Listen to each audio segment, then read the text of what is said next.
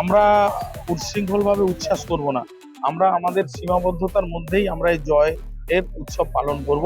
আমরা এমন কিছু করব না যাতে হলদিয়ার মানুষ অসন্তুষ্ট হয়, সাধারণ মানুষকে আমরা অশান্তিতে রাখবো না, সেই উল্লাস আমরা করব না।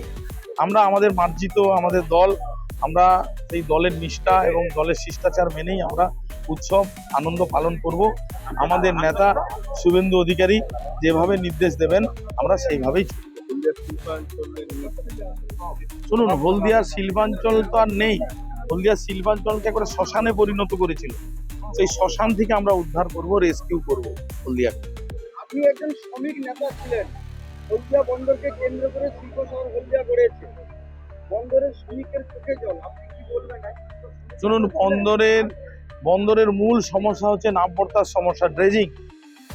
এবারে ডবল ইঞ্জিন সরকার হয়েছে, আমি আগেই বলেছিলাম নির্বাচনের আগে, ডবল ইঞ্জিন সরকার হলে আমার প্রথম কাজ হবে হলদিয়া বন্দর নিয়ে ভাবা, কারণ আমি হলদিয়া বন্দরের কর্মী ছিলাম এবং আমার বন্দর আমাকে 31 বছর পেটে অন্ন দিয়েছে। আমার প্রথম কাজ হবে হলদিয়া বন্দরের উন্নয়ন করা এবং হলদিয়া বন্দরের ড্রেজিং এর যে সমস্যা সেই সমস্যার সমাধান করা। হলদিয়া বন্দরের শ্রমিককে কি বার্তা দেবেন? আপনি তো ওই হলদিয়া বন্দরের শ্রমিককে এই বার্তাই দেব যে হলদিয়া বন্দরের যে কালো দিন আস্তে আস্তে নেমে আসছিল, সেই কালো দিন আস্তে আস্তে উজ্জ্বল হবে, নতুন সূর্য উদয় হবে হলদিয়া বন্দরে। বাংলা হান্টের আরো খবর দেখতে নজর রাখুন। বাংলা খবর মানেই বাংলা হান্ট।